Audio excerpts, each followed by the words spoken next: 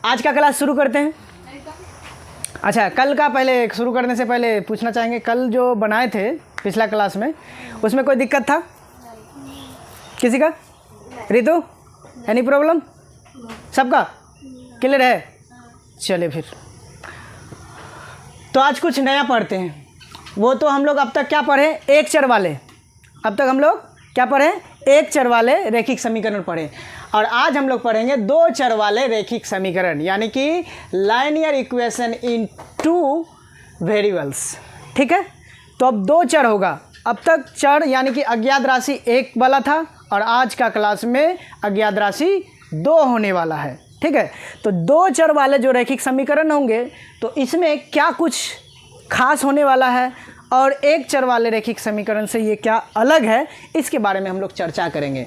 और हमने आज इस पूरा क्लास में थोड़ा सा ऐसा तैयारी कर लिया है ताकि अगर एक बार आप इस दो चर वाले रैखिक समीकरण को देख ले तो क्लास 8 तो आएगा ही नहीं, मान लीजिए 9, 10th या फिर आपका कॉम्पिटिटिव लेवल का बहुत ही ईजी तरीके से कोई भी ऐसा क्वेश्चन नहीं होगा कि आपसे छूटेगा ये। ठीक है, एक बार इसको बस ज़्यादा नहीं आधा घंटा आप सभी ध्यान से यहाँ देखेंगे। ठीक है, और आधा घंटा आप सभी हमको समय दीजिए और आधा घंटा में हम पूरा इसका जो बेसिक चीज़ होता है पूरा निचोड़ के आपको देंगे। जैसे गन्ना से जूस निचोड़ के दिया जाता है ना, बिल्कुल आज ये जो समीकरण का मामला है पूरा का पूरा एक साथ दिया जाएगा, इससे और कुछ हटके बचेगा ही नहीं। ठीक है, आप लोगों को लग रहा है कि फेंक रहे हैं? तो आगे देखिए कि फेंक रहे कि रियलिटी है। ठीक है, चलिए फिर आगे बढ़ते हैं। दो चर वाले रैखिक समीकरण, इसका एक एग्जाम्पल ले लेते हैं। इसका क्या लेंगे? एक एग्जाम्पल लेते हैं और एग्जाम्पल लेते हुए हम लोग आगे बढ़ेंगे। और कब क्या नया आएगा, 9th में कौन सा क्वेश्चन पूछेगा आपको, 10th में कौन सा क्वेश्चन पूछेगा, तो उसके अकॉर्डिंग हम लोग आगे बढ़ते चलेंगे। ठीक है, तो दो चर वाले रैखिक समीकरण जैसे लिखा हुआ है तो पहले दो चर वाला एक समीकरण का क्या लेते हैं? एग्जाम्पल ले लेते हैं। ठीक है, चलिए बुक से ही ले लेते हैं। ये आपका 9th क्लास का है। एक एग्जाम्पल ले लेते हैं हम।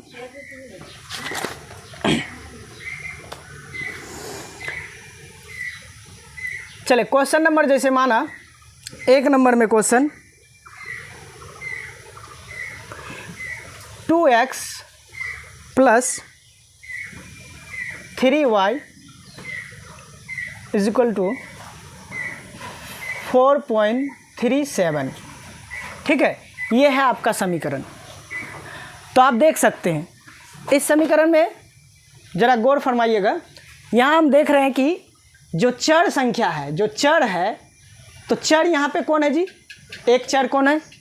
x, दूसरा चर y। जैसे हम लोग पिछले कक्षा में हम लोग ये चर्चा कर चुके हैं कि चर संख्या क्या होती है? जो अज्ञात होती है, जिसका मान बदल सकती है, ये ना। ठीक है, तो चलिए यहाँ पे चर कौन कौन सा है? x और y। तो x है और एक तरफ है y, तो दो चर हो गया। ठीक है, दो चर में रैखिक समीकरण ही है। रैखिक समीकरण का मतलब होता है जिसका घात, रैखिक समीकरण का मतलब होता है जिसका घात अधिकतम घात एक हो चर का। समझ में आया? तो यहाँ x का घात क्या है जी? ऊपर में 1 ही है, कुछ नहीं तो 1 माना जाता है कि नहीं। अगर यहीं पे घात अगर 2 हो जाता है तो उसको क्या बोलेंगे? द्विघातीय समीकरण बोलेंगे। क्या बोलेंगे? द्विघात। अगर 3 हो गया तो त्रिघातीय समीकरण। क्लियर है? तो रैखिक समीकरण जिसका अधिकतम घात क्या हो? 1 हो। ठीक है, चलिए उसके बारे में फिर जब आगे बढ़ेंगे फिर उसके बारे में चर्चा करेंगे। तो यहाँ हम देख रहे हैं कि दो चर है। क्या है? दो चर। अब दो चर का ये कुछ नया टर्म है तो इसका कुछ नियम भी कुछ नया ही होने वाला। तो पहले इसको समझते हैं किसको क्या कहते हैं। तो सबसे पहली बात, जो पहला चर होता है जैसे x, y कुछ भी हो सकता है, अल्फ़ा प्लस बीटा हो सकता है। ठीक है, a + b होगा। ठीक है ना, समझ में आ गया? तो ये चीज़ हो सकता है। ठीक है, तो इसमें से सबसे पहले हम इसका जो गुणांक है और जैसे x का गुणांक हो गया, वो क्या हो जाएगा? x का गुणांक को हम a बोलेंगे। क्या बोलेंगे? a।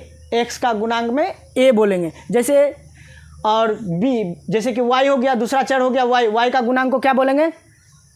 b बोलेंगे। y का गुणांक को बोलेंगे b। और जो संख्या होगा वो हो जाएगा आपका c। तो इसको सॉल्व करने से पहले एक चीज़ पहले समझ लेंगे हम लोग। इसका जो एक क्या बोलते हैं, इसका एक जो रूप होगा, जो द्विघात समीकरण को किस तरह से किस रूप में लिखा जाता है, पहले हम लोग उसके बारे में जान लेते हैं, ठीक है ना। इसका जो शॉर्ट रूप है तो उसको हम लोग जानते हैं पहले।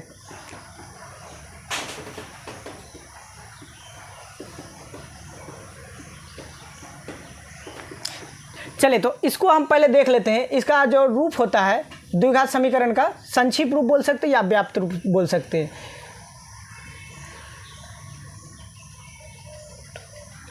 दो चर वाले रैखिक समीकरण का रूप, रैखिक समीकरण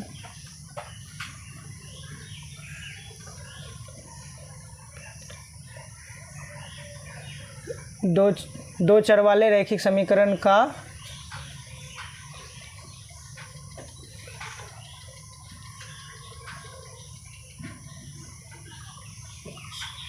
संक्षिप्त रूप या व्याप्त रूप भी बोलते हैं इसको।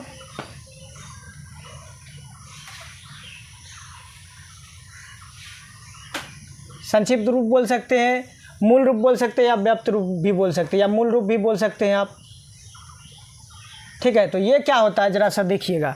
ये होता है आपका ax plus by plus c is equal to 0, ये वाला रूप। तो आपको पहले इस रूप में लेके आना है, ठीक है। ये आपका मूल रूप बोल सकते हैं आप, इसको संक्षिप्त रूप बोल सकते हैं या मूल रूप बोले या व्याप्त रूप भी बोलते हैं इसको। तो यानी कि मेन जो उसका फॉर्मेट है वही है, ठीक है। दो चर वाले रैखिक समीकरण का मेन फॉर्मेट क्या है, ये वाला है, ठीक है। तो ax plus by plus c is equal to 0, ठीक है ना। तो यहाँ पे हमको पहले उस रूप में लेके आना है, तब हम लोग डिसाइड कर सकते हैं कि कौन x है, कौन a है, कौन b है और कौन c, यानी कि उसका कितना वैल्यू होगा, ठीक है ना। तो पहले इस रूप में लेके आएंगे। तो यहाँ c है, देखिए कि बराबर के उस पर यहाँ संख्या दिया हुआ है, तो पहले उसको किस में लेके आएंगे, उसको इस तरफ लेके आएंगे, ठीक है ना। यानी इसका मेन रूप में लेके आएंगे। तो क्या हो जाएगा 2x प्लस 3y, और ये जब प्लस में, राइट साइड में प्लस में, उसको लेफ्ट साइड में आएंगे तो क्या होगा, चिन्ह इसका बदल जाएगा। ये ना समीकरण में क्या होता है, जब दायां पक्ष से बायां पक्ष लेके जाते हैं या बायां पक्ष से दायां पक्ष लाते हैं, जैसे ही पक्ष बदलते हैं मतलब उसका काम बदल जाता है। जोड़ में रहता है तो गुना में, घटा में, और गुना में रहता है तो भागा में, ऐसे ना होता है। चलिए तो यहाँ पे जोड़ में है, प्लस में है, तो इधर आएगा माइनस में, -4.37 इजिकल टू, इधर क्या बच गया 0, ये बच गया ना। तो अब जो रहा है x का गुणांक को क्या बोलेंगे, x का गुणांक को क्या बोलेंगे, a बोलेंगे। x का गुणांक को क्या बोलेंगे, a। तो यानी कि यहाँ पे a हो गया, x का गुणांक a, ठीक है। और y का गुणांक को क्या बोलेंगे, b बोलेंगे। और ये जो संख्या रहेगा इसको क्या बोलेंगे जी, c बोलेंगे इसको, ठीक है ना। क्लियर है, इस रूप में आ गया। अब जरा सा देखते हैं, अब इसमें a कितना है जी, अब a का वैल्यू कितना है जरा देखिए, a का वैल्यू कितना आया 2 है, यानी कि x का गुणांक को क्या बोलते हैं, a बोलते हैं ना। तो a का वैल्यू कितना है 2 है, x का गुणांक 2 है, तो ये हो गया 2। अब b का वैल्यू कितना आ गया 3, और c का वैल्यू कितना आ गया 0। यहाँ c संख्या का मान कितना है -4.37। इसको नहीं भूलना, चिन्ह को नहीं भूलना, चिन्ह को लेके ही चलना है, ठीक है। तो सबसे पहले यहाँ ध्यान दीजिए, कभी भी ऐसा हो सकता है कि y वाला को इधर दे दिया है, x वाला इधर दे दिया है, तो इस तरह से दिया हुआ उसके बाद बोलेगा। तो आप डायरेक्ट नहीं सॉल्व कीजिएगा, डायरेक्ट सॉल्व करने जाइएगा तो कुछ ना कुछ मिस्टेक हो जाएगा। तो सबसे पहले आपको ये संक्षिप्त रूप में लेके आना है, कौन सा, ये वाला रूप में। आए बात समझ में, कि एक तरफ सभी टर्म को लेके आना है, सभी संख्याओं को लेके आना है, और बाकी दूसरी तरफ में 0 होगा। क्लियर है, ऐसा कर लेंगे, समझ में आ गया ना। चलिए अब इतना क्लियर हो गया, ABC, इसका कॉन्सेप्ट क्लियर हुआ, पहले बताइए, अगर नहीं हुआ तो बताइए। A किसको बोलेंगे, B किसको बोलेंगे, C किसको बोलेंगे, समझ में आ गया। हाँ आए बात समझ में, यस सर, मुंह खोल के बोलिए, यस सर, समझ में आ गया ना। हाँ तब ना हम समझेंगे, नहीं तो हम क्या समझें। हाँ, या एक तो पहली बात कि झूठ नहीं बोलना है, बिना समझे हाँ सर नहीं तो बेइज्जती हो जावे, मास्टर टक्की को वे, ठीक है। तो ऐसा कुछ नहीं है, अगर जानते हो तो बोलना है, समझ में आ गया तो बोलिए, अगर नहीं आता एक बार नहीं 2 बार 4 बार 5 बार जितना बार में आप समझिए, ठीक है। चलो ठीक है, तो बोलिए एक किसको बोलते हैं बताइए तो, समझ में आ गया तो। अब पकड़ा पड़ेगा 2x एक इसको क्या को 2 को x का गुणांक को ये देखिए, इसलिए हम क्लियर करना चाहते हैं। सबसे पहली बात ये जान लो कि हम लोगों का जानते ही हो स्लोगान, पढ़ो ऐसा कि पढ़ा सको, तो वो काम में भी होना चाहिए, वास्तविक में ऐसा होना चाहिए। नहीं तो पूछ लिया आप दीदी है, अब भैया भाई पूछ लिया छोटा, दीदी हेडा बताते हेडा करने वाले, अब तो पकड़ा पड़ गया, अब नहीं पाओगे तो बोलोगे भैया रे रुक आसी घूमित है हटा काम है गल माया डाकिल को, तो गड़बड़ा जाएगा। या कोई छोटा पूछ लिया कि इसको अरे जानते तो हैं लेकिन थोड़ा सा कॉपी टू पलटा के देखना होगा, ठीक है। तो ऐसा बहाना नहीं चलना चाहिए, ऐसा बहानाबाज नहीं बनना है। वास्तविक रूप से आपको सही सटीक तरीके से सीखना है और उसको लाइफ में अप्लाई करना है। जब भी कोई पूछे, किसी को हेल्प का ज़रूरत हो, तो आप उसको पढ़ा सके, बता सके, तब ना ये स्लोगन फुलफिल होगा जी। क्लियर है? तो बहानाबाज नहीं, अभी जितना समय लेना है ले लीजिए, अभी जितना समय लेना है ले लीजिए, लेकिन जब भी पूछेगा कोई या बताने की बारी हो तो आप आराम से बता सके, ठीक है। तो बताइए, थोड़ा सा टेस्ट ले लीजिए। ए किसको बोलते हैं? हाँ बोलिए, ए किसको बोलते हैं? एक्स के गुणांक को। बी किसको बोलते हैं? वाई के गुणांक को। और सी संख्या को। गुड, यानी समझ गए, आप पढ़ा सकते हैं, नो डाउट। चलिए ठीक है, तो इतना क्लियर हो गया। अब आगे बढ़ें। ये सबसे पहली बात क्लियर हो गया। अब दूसरा चीज़ हम लोग क्लियर करते हैं, कुछ नया चीज़। पहले हम लोग मेन चीज़ जो है उसको जान लेंगे, उसके बाद जब हम लोग मैंने क्वेश्चन बनाने बैठेंगे, 9th का हो या 10th का हो, तो कहीं अटकना नहीं चाहिए। तो मेन टॉपिक पे हम अभी क्या करेंगे, इसको डिस्कशन कर लेंगे, ठीक है। मेन टॉपिक को डिस्कशन करने के बाद उसके बाद हम लोग पेन और पेपर लेके बैठेंगे और एक तरफ से बनाते चलेंगे, ठीक है ना। तो चलिए अब थोड़ा सा आगे बढ़ जाते हैं। एक चीज़ और भी आएगा आप लोगों को,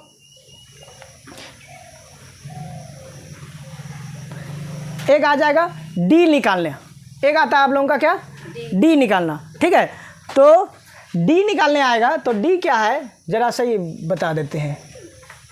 अब डी क्यों निकालते हैं, जैसे कि आपका क्वेश्चन आता है जी, कभी कभी आपका क्वेश्चन क्या आएगा कि ये इसका मान क्या होगा, ये वास्तविक है या अवास्तविक है। ये क्वेश्चन आएगा आपको कि वास्तविक है या अवास्तविक है। तो इससे पहले आपको डी निकाल के टेस्ट करना होगा, ठीक है।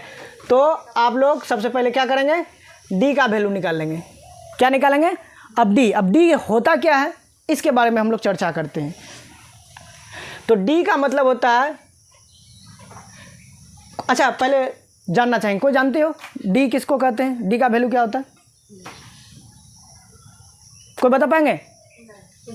चलिए हम बता देते हैं, बी स्क्वायर माइनस 4ac, हाँ ये है डी, ठीक है, ये क्या है डी। अब इसका काम कब आता है, कैसे आता है, इसके बारे में हम लोग अभी चर्चा करेंगे, ठीक है। तो जब हम किसी का मूल निकालते हैं तो किसी समीकरण का या समीकरण युग्म में के उसका मूल जो क्या है कि वास्तविक होगा या अवास्तविक होगा या संगत होगा या असंगत होगा, इसके बारे में हम लोग चर्चा करेंगे। तो ये काम में आएगा डी। तो डी का वैल्यू क्या होगा, जैसे कि डी का देखिए, डी का सूत्र क्या हो गया जी, बी स्क्वायर माइनस 4ac। चलिए बी समझ में आ गया, ध्यान से देखिए इधर, बी समझ में आ गया। तो 20 जैसे ही समझ में आ गया उसका स्क्वायर कर देंगे, माइनस दे देंगे, 4 तो 4 संख्या आई, ए भी पता हो गया, सी भी पता हो गया ना, ठीक है। तो इतना इजीली हम लोग इसको निकाल सकते हैं। डी का मान क्या होगा, क्या वैल्यू हो गया जी, B square minus 4ac। D बराबर क्या हो गया, बी स्क्वायर माइनस 4ac। अब जब समझते हैं इसका एक टर्म, जब डी का मान क्या हो जाए, डी से छोटा हो जाए शायद। अब देख डी का 3 टर्म होगा। चलिए तो इसको देख लीजिए, एक आपका फॉर्मूला ये काम में आने वाला है डी। डी जो होता है वो होता है बी स्क्वायर माइनस 4ac के बराबर होता है। क्या होता है, D is equal to B square minus 4ac। तो अब देखिए डी का वैल्यू कैसे निकालेंगे, बी स्क्वायर माइनस 4ac। तो बी हम लोग सीख गए निकालने, ac ये भी समझ में आ गया, ठीक है। तो यानी इजीली हम डी को निकाल सकते हैं, डी का वैल्यू निकाल सकते हैं। अब डी का वैल्यू कब क्या होने से कैसा होगा मान, ठीक है, इसके बारे में थोड़ा सा चर्चा करते हैं। तो देख लीजिए 1 नंबर अगर हम बात करें इसका, तो डी यदि आपका डी का वैल्यू 0 से बड़ा हो, डी का वैल्यू यदि 0 से बड़ा हो तो ये आपका हो जाएगा क्या, इसका मान हो जाएगा असमान, असमान या इसको वास्तविक बोल सकते हैं आप, मूल का असमान हो जाएगा या वास्तविक, वास्तविक, ठीक है। उसके बाद दूसरा अगर नंबर हम देखें बात करें तो ये हो जाएगा अगर डी का मान 0 के इक्वल हो, अगर डी का वैल्यू 0 के इक्वल हो तो इसका मूल हो जाएगा समान, समान, और ये भी होगा वास्तविक, ठीक है। और तीसरा अगर हम बात करें तो तीसरा अगर डी का वैल्यू 0 से छोटा हो जाए तो ये हो जाएगा काल्पनिक,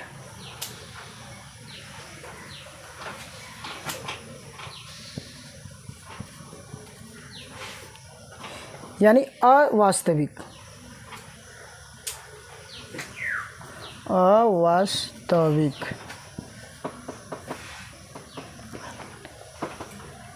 ठीक है।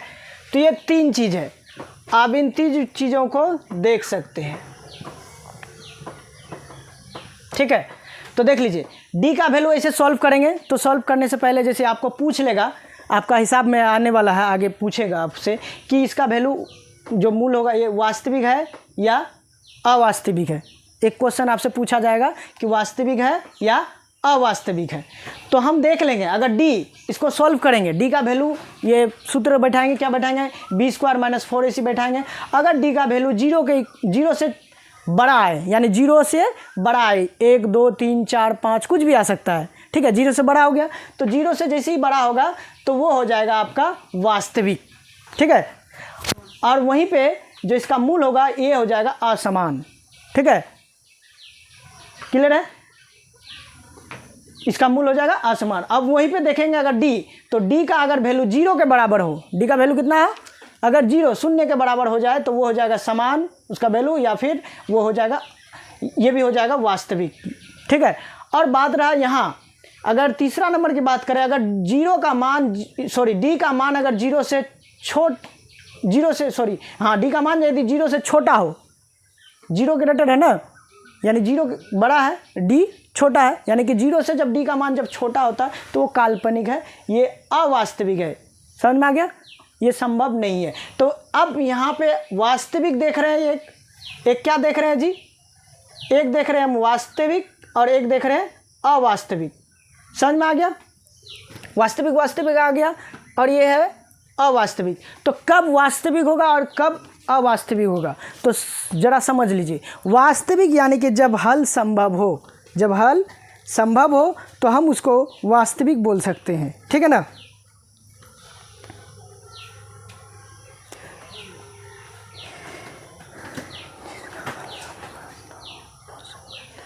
ठीक है, वास्तविक और अवास्तविक समझ में आ गया। अब आ जाएगा एक चीज़ और आएगा आपका, जैसे पूछेगा आपको संगत है या असंगत है, संगत है या असंगत है, ये क्वेश्चन पूछेगा आपसे। समझ में आ गया, संगत है या असंगत। तो एक चीज़ और आपको ये चीज़ माइंड में रखना है, संगत कब होगा, एक स्टार मार्क में दे देते हैं, संगत जब पूछेगा कि ये संगत है या असंगत है, ठीक है जी।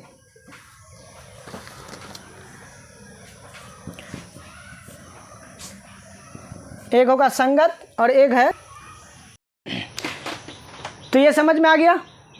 अब आ जाता है एक दो चीज़, एक आएगा आपका क्वेश्चन में कि संगत और एक आएगा असंगत। तो कब संगत होगा और कब असंगत होगा, यही ना। तो इसको जान लीजिए बस सिंपल सा भाषा में, संगत जब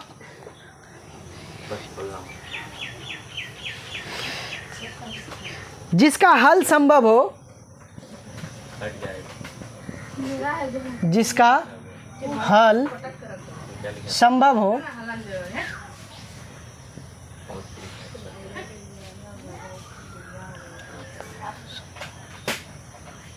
जिसका हल संभव हो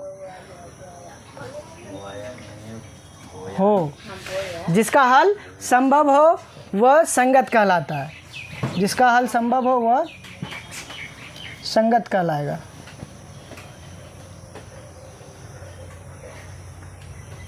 वो क्या कहलाएगा जी? वो संगत कहलाएगा।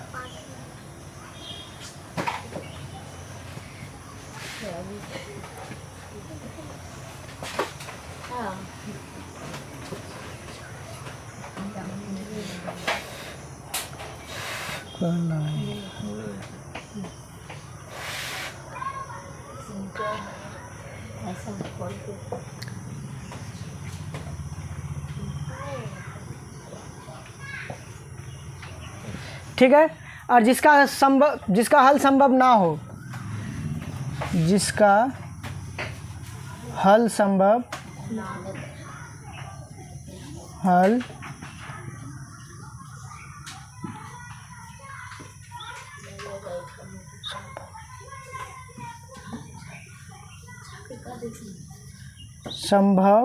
ना हो असंगत और अनुसर्गो तो असंगत कहलाएगा।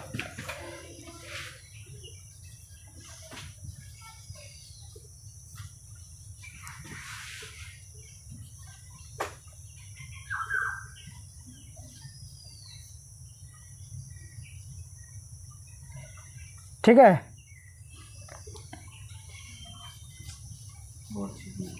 समझ में आ गया? तो जिसका हल संभव हो वो संगत हो जाएगा और जिसका हल संगत ना हो वो असंगत हो जाएगा। ठीक है, इतना तक क्लियर हो गया? हाँ, इसको नोट डाउन कर लीजिए फटाफट। बस और एक चीज़ है, बस एक चीज़ और थोड़ा सा बताएंगे, एक चार्ट, बस क्लियर। ये पूरा समीकरण का हिस्ट्री गायब हो जाएगा। फटाफट उतारिए। तो उतार लिए इसको, आगे बढ़ते हैं। ठीक है ना? चलिए इसको हम मिटा देते हैं। ठीक है, तो एक समीकरण के युग्म का एक उदाहरण लेते हैं, ज़रा सा देखिएगा। मान लीजिए एक क्वेश्चन है x minus 2y is equal to 0। ठीक है,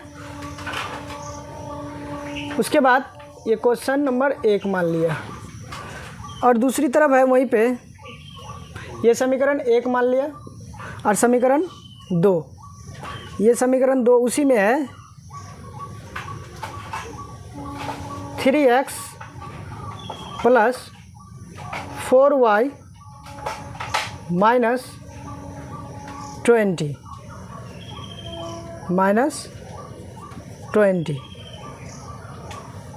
इज इक्वल टू 0, ये समीकरण 2। ठीक है, तो एक समीकरण युग्म ले लेते हैं। तो इसमें समझाने के लिए कुछ यहाँ पे कुछ नहीं है ना, चलिए यहाँ पे कुछ हम मान लेते हैं, कुछ और ले लेते हैं उदाहरण। इसको यहाँ पे सी जो उदाहरण के लिए दूसरा ले लेते हैं, नहीं तो कुछ फिर दिक्कत होगा। अभी 2x प्लस 3y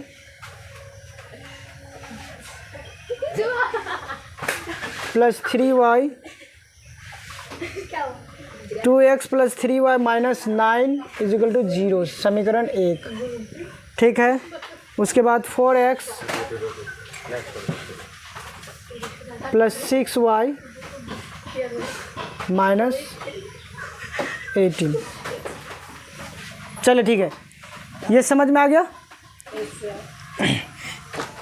तो अब ज़रा देखिए, तो ये युग्म हो गया, एक समीकरण का क्या हो गया? युग्म। समीकरण ये क्या हो गया जी? समीकरण युग्म। ये हो गया आपका समीकरण युग्म। समीकरण युग्म। ठीक है, युग्म मतलब क्या होता है? जोड़ा होता है। तो ये एक समीकरण का जोड़ा है। ठीक है, तो इस तरह से आपको सॉल्व करने आएगा। तो इसमें जैसा कि हम लोग ने ए बी सी सीख ली है ना, तो ज़रा सा ध्यान दीजिएगा। एक्स के गुणांक को क्या बोलेंगे? ए बोलते हैं। वाई के गुणांक को क्या बोलते हैं? और संख्या को क्या बोलते हैं? सी। तो ठीक है, इसको लिख लेते हैं। यहाँ पे ये हो गया ए, ये हो गया बी, ये हो गया सी, ठीक है ना। तो यहाँ पे भी वैसा ही हो जाएगा, ए, यहाँ पे भी हो जाएगा ए, यहाँ हो जाएगा बी और यहाँ हो जाएगा सी, ऐसे ना होगा जी, ठीक है। तो अब यहाँ पे थोड़ा सा अलग है। थोड़ा सा क्या अलग है? वहाँ तो एक ही इक्वेशन होता था, समीकरण एक ही होता था पहले, ठीक है। अब यहाँ पे देख रहे हैं कि दो है, युग्म में दिया हुआ है। अब किस में दिया है? युग्म में दिया हुआ है, जोड़ा में दिया हुआ है, ठीक है। हमने पहले ही कहा कि आपको पूरा का पूरा जो है समीकरण का पूरा निचोड़ दे देंगे 3-4 चैप्टर का एक साथ, ठीक है। बस इसको ध्यान से आप लोग थोड़ा सा संयम से आप इसको सुन लीजिए, उसके बाद पूरा का पूरा आप इजीली सॉल्व कर सकते हैं खुद से। बहुत रेयर ही क्वेश्चन ऐसा होगा जहां आप अटकेंगे। क्लियर है? तो थोड़ा सा शांति बनाए, एकदम ध्यान से थोड़ा सा आप लोग इसको समझ लीजिए। तो अब देख रहे हैं कि यहाँ समीकरण 1 हो गया, यहाँ समीकरण 2 हो गया। तो दो समीकरण का एक युग्म है, यानी जोड़ा है। समझते हैं इसको? तो बस वहाँ से थोड़ा सा ये डिफरेंस है। पहले एक ही इक्वेशन रहता था, यहाँ पे दो इक्वेशन मिल गया, यानी कि युग्म हो गया। ये समीकरण का क्या हो गया? युग्म। यानी युग्म का मतलब होता है जोड़ा। तो दो समीकरण का एक जोड़ा है, यहाँ समीकरण 1 और समीकरण 2। तो हम लोग पहले से ही जानते हैं कि x के गुणांक को a बोलते हैं, y के गुणांक को b बोलते हैं और संख्या को c बोलते हैं। तो यहाँ पे भी a b c दो जगह हो गया। तो इसमें थोड़ा सा अंतर होगा। क्या अंतर होगा?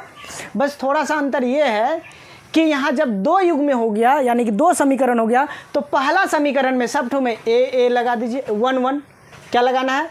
1, यानी कि a1 हो गया पहला का, b1 हो गया और c1, यानी कि पहला समीकरण का जो x का गुणांक हो गया a1 कहलाएगा, पहला समीकरण का y का गुणांक b1 कहलाएगा, पहला समीकरण का संख्या c1 कहलाएगा। अब दूसरा मतलब 2 कर देते हैं। समझ में आ गया?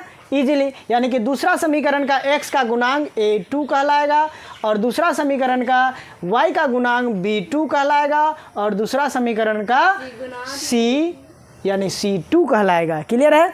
तो बस इजीली a b c, नया कुछ सीखना नहीं है। बस आंख बंद करके ये चीज़ डाल देना है कि एक वाला जो रहेगा, यानी पहला समीकरण सब में एक जोड़ देंगे, यानी कि a1 b1 c1, और दूसरा वाला रहेगा तो 2 मैंने दूसरे नंबर पे आया है, तो यहाँ हो जाएगा a2 b2 और c2। इतना समझ में आ गया? कोई दिक्कत नहीं, इतना में कोई दिक्कत नहीं है। अब आ जाते हैं एक चार्ट पे। अब वो चार्ट देखेंगे, उसके बाद सारा का सारा खेल समाप्त, आपका ये समीकरण वाला। और कहीं से भी कोई भी सवाल हो आप इजीली बना सकते हो। ठीक है? तो फिर हम लोग आगे बढ़ते हैं चार्ट की ओर। ठीक है ना? पाउज।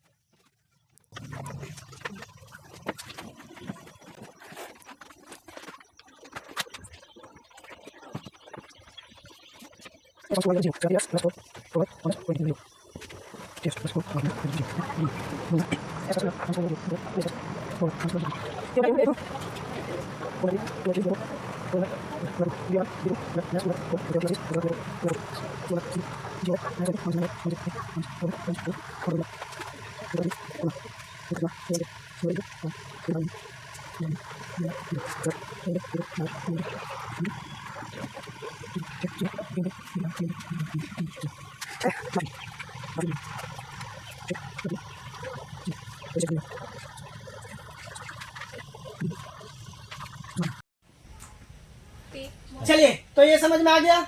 ये वाला ग्राफी विधि में कब प्रतिच्छेदी होते हैं रेखा और कब उसका अद्वितीय हल होता है। क्लियर है?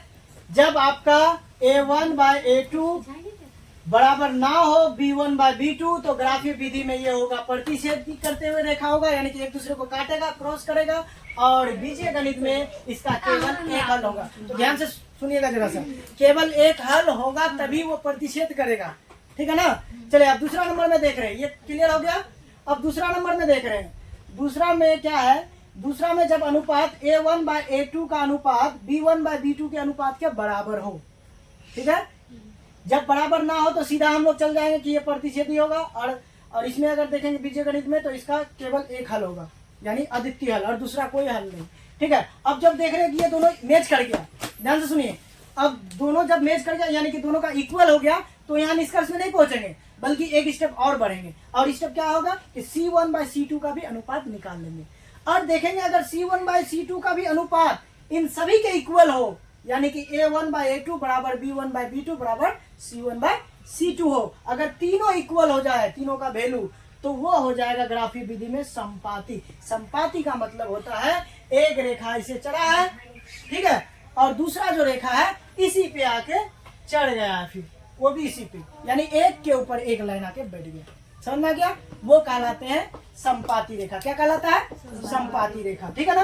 अब अगर हम बात करें बीजगणित की, तो बीजगणित में हो जाएगा ये अपरिमित रूप से अनेक हल। अब देखो, एक हल मतलब कि एक प्रतिच्छेदी होता है, एक जगह करता है, अब अनेक हल, अब जब संपाती हुआ तो यहाँ पे इस बिंदु में भी चढ़ा यानी कटा, यहाँ पे भी चढ़ा, इस तरह से अनंत हल होगा, यानी कि बहुत जगह जब एक दूसरे पर चढ़ा हुआ तो कितना बिंदु में टच कितना हुआ, अगर पूछे आपको कितना जगह टच हुआ, अनंत जगह, ठीक है। तो जब भी रेखा होगा संपाती, यानी बीजगणित में होगा अपरिमित रूप से अनेक हल, क्या होगा उसका? अनेक हल। क्लियर है? समझ में आया बात? चलिए अब बात करते हैं हम तीसरा का। तीसरा में क्या हो जाता है, अगर बात करें हम देखें इसका अनुपात, अब देखें तीसरा में क्या कि A1/A2 बराबर है B1/B2, अब बराबर ना हो C1/C2, अगर ये बराबर ना हो, यहाँ तो बराबर था, तीनों बराबर था, अगर यहाँ पे अगर दूसरा वाला तीसरा वाला बराबर ना हो, दो बराबर हो गया अनुपात, और तीसरा अनुपात C1/C2 का अनुपात बराबर ना हो, वो नहीं है, बराबर नहीं ना है, तो वो हो जाएगा ग्राफी विधि में समांतर रेखा, यानी कि एक रेखा ऐसे जाएगा, ठीक है, तो दूसरी रेखा ऐसे ही जाएगा इधर से, यानी कि दोनों का बीच का दूरी कैसा हो जाएगा? इक्वल। हर जगह जहां पर भी आप देखेंगे दोनों के बीच की दूरी, दोनों लाइन के बीच की दूरी इक्वल होगा, इस तरह से कहीं नहीं मिलेगा, वो उसको जितना भी दूर आप लेके जाना चाहो लेके जा सकते हो। जैसे कि अगर हम बात करें रेल की पटरी, रेल का पटरी कभी हुआ कि ऐसे जाके ऐसे सिकुड़ गया? अगर वैसे सिकुड़ जाएगा तो एक्सीडेंट हो जाएगा, एक्सीडेंट होगा कि नहीं? तो वैसा नहीं होता, इसलिए इसको चेक, बड़ा ही मुड़ा हो सकता है, देखिए पटरी आपका मुड़ा ऐसे करके मुड़ के जा सकता है, लेकिन तो बीच की दूरी जो है वो हमेशा इक्वल रहेगा, यानी समांतर रहेगा, एक पटरी दूसरे पटरी से हमेशा समांतर रहेगा। क्लियर है? तो ये हो गया समांतर, समझ में आ गया। अब जब समांतर होगा तो ये हो गया बीजगणित में अपरिमित रूप से अनेक हल, यानी कि एक से अधिक हल होगा, अनेक हल, बहुत सारा हल होगा। आया समझ में? समझ में आ गया? अच्छा ये अनेक हल, हाँ यही बता रहे थे, ठीक है, सॉरी ये बता रहे थे तीसरा वाला में। तो ये समांतर हो गया, ये हो गया समांतर। तो समांतर जब से होगा तो ये हो जाएगा आपका कोई हल नहीं। अब देखिए जब समांतर जाएगा कहीं मिलेगा ही नहीं, तो कहीं नहीं मिला तो क्या कोई हल होगा? क्या कोई कटाक्ष बिंदु होगा, कोई मिलन बिंदु होगा? नहीं होगा कहीं। तो इसका अगर यहाँ बीजगणित में देखेंगे इसका कोई हल नहीं होगा, ठीक है, इसमें हल नहीं होगा, मान नहीं निकलेगा उसका, ठीक है, समझ में आ गया। और इसमें जरा सा देखिए एक चीज और, इसमें एक एक्स्ट्रा पॉइंट आपको क्वेश्चन में थोड़ा सा, जो क्वेश्चन होता है थोड़ा सा घुमा के पूछता है कभी कभी, क्या पूछेगा देख लीजिए जरा सा। आपका क्वेश्चन एक और हो सकता है, देखिए जरा, अगर आपका जब कोई हल नहीं होगा, ठीक है ना, जब ये अनुपात जो रहेगा A1/A2 बराबर नहीं B1/B2, तो यहाँ जब कोई हल नहीं होगा तो इसमें एक चीज और आता है, उसमें एक चीज क्या आता है जी,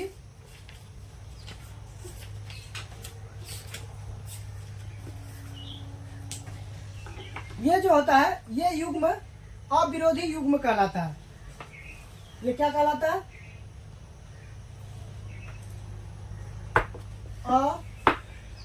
विरोधी युग्म। तो जगह नहीं रहा, दूसरा देखें, हाँ जगह है,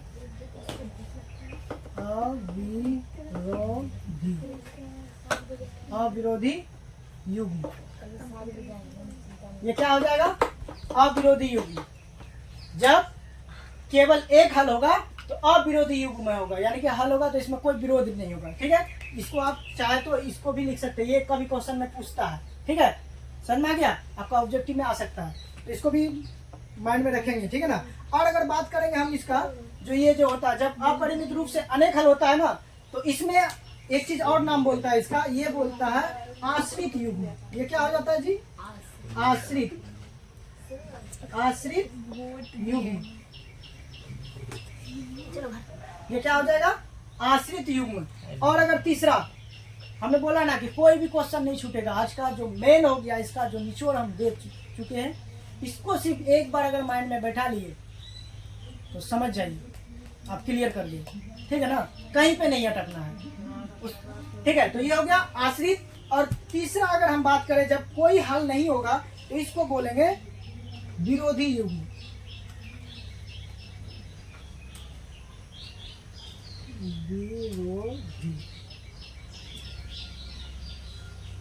विरोधी युग्म।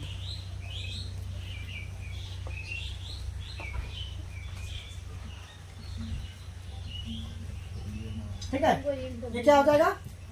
ये आपका विरोधी युग्म हो जाएगा। क्लियर है? चलिए, तो अब जरा सा इसको समझ लीजिए। अब कंफ्यूजन, अब मेन कंफ्यूजन आप लोगों का होगा कहाँ? थोड़ा सा इसको, इस पे अब चर्चा करते हैं। बस थोड़ा सा, 2 मिनट, क्या दिक्कत है? इतना जब सही लिए हो तो इतना सहल हो, नहीं तो बाद में फिर तकिया भी जाएगी। उससे बेहतर है थोड़ा सा अभी दांत दिखा के, थोड़ा सा रो के बाल्टी भरने के साथ तकिया का बात करते हैं। चलो ठीक है। आप आ जाइए नहाने के लिए। चलो ठीक है, आगे बढ़े। ऑन गोइंग है ना? और है, विश्वास ही नहीं हो रहा है, मतलब क्या करेगा? ठीक है, चलो आगे बढ़ते हैं। तो इसको जरा सा देख लीजिए। अब तो ये आपका, ये जो आपका जो वैल्यू रहा, इस तरह से रहने से आप तो ये समझ गए। लेकिन अब समस्या आपका होता कहाँ है? बच्चों का मेन समस्या होता कहाँ है कि सर ये तो समझ गए कि एक चीज होगा कि प्रतिच्छेदी होगा, केवल एक हल होगा यानी अद्वितीय हल होगा, कहीं पे होगा संपाती होगा यानी अपरिमित रूप से अनेक हल होगा, कहीं पे समांतर होगा यानी ये जो होगा प्रतिच्छेदी, संपाती और समांतर, ये होगा। ये 3 चीज टर्म पता है, लेकिन कब क्या होगा यहाँ आके फंस जाता है स्टूडेंट। कब क्या होगा यहाँ आके फंस जाता है। तो जरा सा इसमें ध्यान दीजिए, थोड़ा सा कुछ खुरपाती दिमाग लगा के थोड़ा सा ट्रिक जरा जोड़ सकते हैं। ठीक है ना?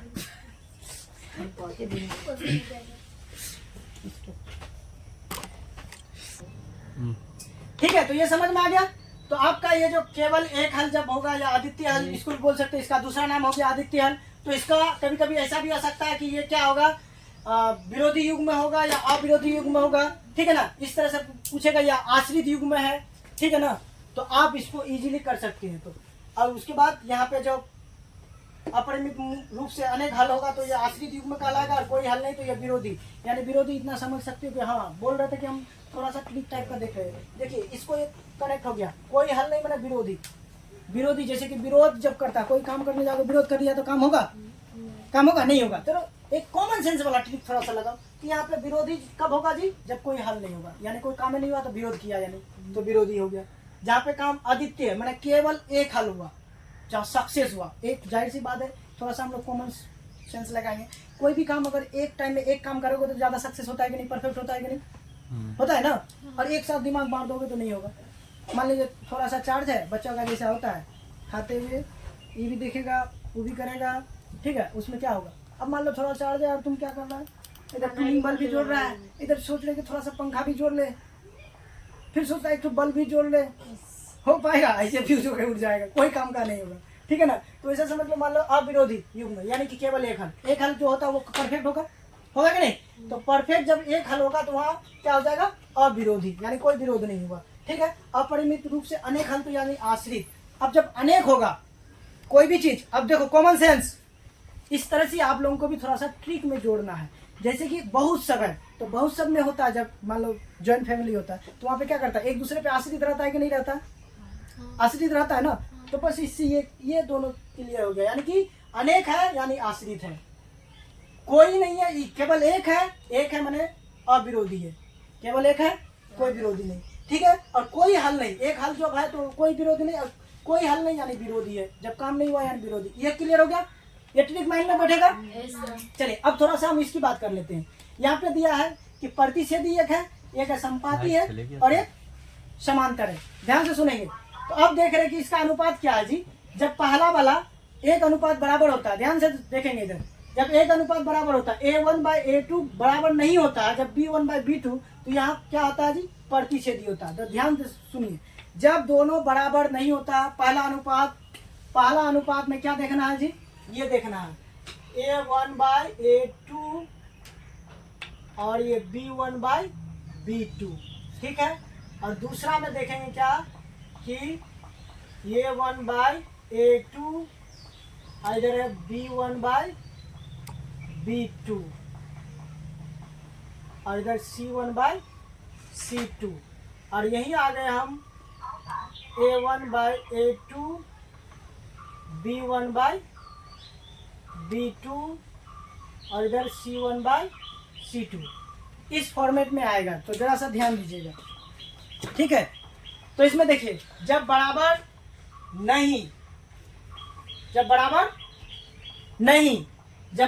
नहीं तो क्या होगा, क्या हल होगा जी, प्रतिच्छेदी रेखा होगा, काटेगा।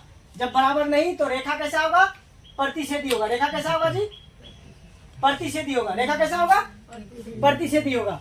और एक हल, केवल एक हल, कितना होगा जी, एक हल, ठीक है, केवल एक हल होगा। आएगा समझ में। और जब ये बराबर आ गया, ये बराबर आ गया, बराबर नहीं है तो वो डिसीजन में पहुंच गया, लेकिन बराबर आ गया, और ये बराबर भी आ गया। अब देख लो कि तीनों जब बराबर हो गया तो संपाती, जब तीनों बराबर हो गया तो ये देख लो, ये क्या हो जाएगा, रेखा। ग्राफिक में ए बी मान लो, और इसी में मान लो दूसरा भी आके चढ़ गया, ठीक है। इसी में फिर दूसरा रेखा भी आके चढ़ गया, मान लो ऐसे, ठीक है। ये मान लो MN है, ठीक है, ठीक है, MN आ गया।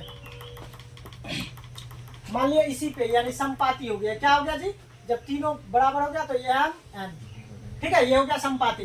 AB भी उसी में है और MN भी उसी पे, तो ये क्या हो जाएगा जी, ये हो जाएगा आपका संपाती। क्या हो जाएगा वो, संपाती। अगर बात करें यहीं पे, और जब संपाती होता तो क्या होता है, देखो जरा सा, संपाती कब होगा, जब दोनों इक्वल, पहला इक्वल नहीं, तीनों रो अब इक्वल हो गया, तीनों एकदम कॉमन सेंस में, एकदम इजीली।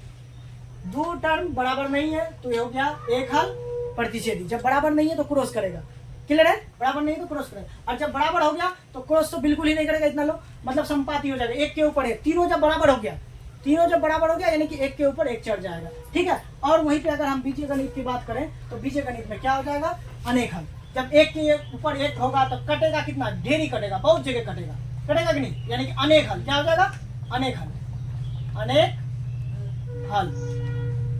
क्योंकि इसमें अनेक हल होगा कि नहीं। बस ये ग्राफ वाला याद रख लो, समझ में आ जाएगा। संपाती जब होगा तो हल कितना होगा, अनेक होगा। हल मतलब समझ लो कि कट रहा है, ठीक है, तो बहुत जगह कट रहा है, अनेक हो गया, ठीक है। अब वहीं पे बात अगर हम कर ले, क्या कर ले जी, ये हो गया इक्वल है, पहला वाला इक्वल है, लेकिन दूसरा वाला इक्वल नहीं है, एक में पहला इक्वल नहीं है, दूसरा में सब इक्वल है, और तीसरा में कुछ इक्वल नहीं है, मतलब लास्ट वाला इक्वल नहीं है। ये तीसरा मान लो, पहला वाला में पहले इक्वल नहीं है, पहला इक्वल नहीं है, दूसरा वाला में सब इक्वल है, और तीसरा वाला में लास्ट वाला इक्वल नहीं है। तो जब लास्ट वाला इक्वल नहीं होता तो क्या हो जाता है, समांतर रेखा। तब क्या हो जाएगा, समांतर रेखा। तब क्या होगा, समांतर रेखा, ये हो जाएगा समांतर। समांतर मतलब जानती है, जब दो रेखा कभी मिलेगा नहीं, ठीक है ना, समांतर, ठीक है। कभी मिलेगा क्या, जब समांतर हो गया वो सीधे जाएगा, कहीं नहीं मिलेगा, तो अपरिमित रूप से कोई हल नहीं। जब कहीं मिलेगा ही नहीं तो कोई हल नहीं, आएगा समझ में। तो हल का मतलब जो कट रहा है, हल का मतलब समझ लो कि जहां कट रहा है, रेखा कट रहा है। अगर रेखा कट रहा है, एक जगह कट रहा है, ध्यान दो, एक जगह कट रहा है तो एक हल, अनेक जगह कट रहा है तो अनेक हल, और कहीं नहीं कट रहा है कोई हल नहीं। सिंपल आया बात समझ में। और ये अनुपात कब होगा, ऐसे ही फॉर्मेट में सजा लो, फॉर्मेट में कि पहला में कट गया यानी कि विरोध करता है, दूसरा में सब इक्वल है, सबका वैल्यू क्या आ रहा है, बराबर आ रहा है, और तीसरा में अंतिम वाला में नहीं आ रहा। तो पहला में जब पूरा कट गया तो क्या हो गया, प्रतिच्छेदी रेखा, एक हल। और जब तीनों में नहीं कट रहा तो ये क्या हो जाएगा, संपाती रेखा, यानी कि एक के ऊपर एक चढ़ा हुआ, अनेक हल, क्योंकि बहुत जगह कट रहा है बिंदु, उसके बाद जब लास्ट वाला नहीं बराबर होता है, यानी कि वो बराबर नहीं है तो यानी कि समांतर रेखा, समांतर जब रेखा है तो कोई हम नहीं। ये थोड़ा सा एकदम अपना एडजस्टमेंट के लिए माइंड में बैठा लो, एकदम कभी भी कोई गलती नहीं होगा। समझ में आ गया बात? ठीक है, तो उम्मीद करते हैं कि आप लोगों को अच्छी तरह से समझ आया होगा। ठीक है, और साथ ही साथ जो आप लोग YouTube में देख रहे हैं, अगर आपको क्लास पसंद आए तो पसंद दिया है तो लाइक एंड शेयर करना ना भूले। अगर आपको फायदा पहुंचा रहा है तो आप भी अपने मित्रों से, अपने रिश्तेदारों से जरूर शेयर करें ताकि उन्हें भी ये फायदा मिले। ठीक है, और सब्सक्राइब करना ना भूलें। अगर आप भी सपोर्ट करेंगे, आपका भी अगर कमेंट साथ में साथ कमेंट ही करेंगे, अगर क्या अच्छाई क्या कमी कुछ सुझाव भी हो तो भी अगर कर सकते हैं। अगर उससे करेंगे तो क्या होगा, एक कॉन्फिडेंट आएगा, और अगर मुझ में कुछ सुधार करने की बात होगी, कुछ ज़रूरत पड़ेगा तो भी करेंगे। ठीक है, तो ज़रूर करें आप लोग, अपने मित्रों के साथ शेयर ज़रूर करें सब। और अगर आपको क्लास पसंद आए तो सब्सक्राइब करना ना भूलें, क्योंकि ये क्लास मेरा कंटिन्यू चलेगा पूरा साल भर। ठीक है, तो आपका मेन टॉपिक आपका अगर मान लीजिए 8 क्लास का भी होगा, उनमें जो इम्पोर्टेंस होगा उन पे वीडियो बनाया करेंगे, और 9th 10th का तो कंटिन्यू रहेगा ही रहेगा। अगर आपको उसमें भी अगर कुछ विशेष कहीं पे कोई टॉपिक में लगे, कहीं किसी टर्म में, तो आप कमेंट सेक्शन में कमेंट करके बताएं, और हम उम्मीद करते हैं, कोशिश करेंगे कि पूरा आपका भी समस्या को देखा जाएगा। ठीक है, फिर मिलते हैं अगले क्लास में, तब तक के लिए धन्यवाद।